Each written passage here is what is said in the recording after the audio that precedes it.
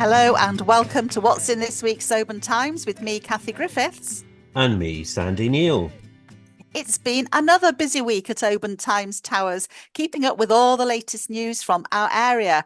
We love to hear your stories about what matters to you and our community, and you can tell us all about it by getting in touch and calling us on 01631 568 000, emailing editor@obantimes.co.uk or contacting us on our social media platforms. And remember to check out our website at www.westcoasttoday.co.uk.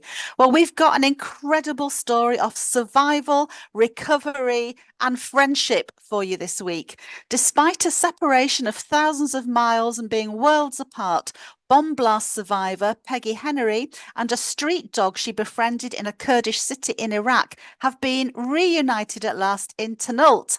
It was an absolute pleasure to meet both of them and to be able to retell their heartwarming and inspiring story. You really don't want to miss this one. So read all about it in this week's OT and online. And about 170 youngsters had 4 packed days of fun at Oban Feis Latharna's Easter extravaganza, celebrating Gaelic arts and culture and marking 30 years of the springtime festival taking place in our town. You can see lots of marvellous photos capturing the highlights in the paper and online this week. Also in the news was the sudden departure of Calmac CEO Robbie Drummond. Oban's also saying goodbye to Blytheswood Care charity shop in Albany Street later this month for not bringing in enough cash. Classy plans are revealed for the old Bridge of Orchy school. Support is mounting massively to save the hyperbaric chamber out at Dunstaffnage. That's for sick divers who at the moment are going to have to be transferred if they need that specialist help all the way to Aberdeen. And if not Aberdeen, Liverpool is the other nearest one. So you can get a copy of the OT or subscribe to www.westcoasttoday.co.uk to find out the latest on all of that and more. Sandy, talking of more, what have you got for us? Well, thank you very much, Kathy. Well, was it democracy or a card game? It was a bit of both. Last Thursday, after votes called by Argyll and Bute Council's opposition to oust the ruling administration ended in a draw, a new council leader and provost were elected by lot, the cut of a deck of cards. How on earth did it come to this? And what is going to happen next?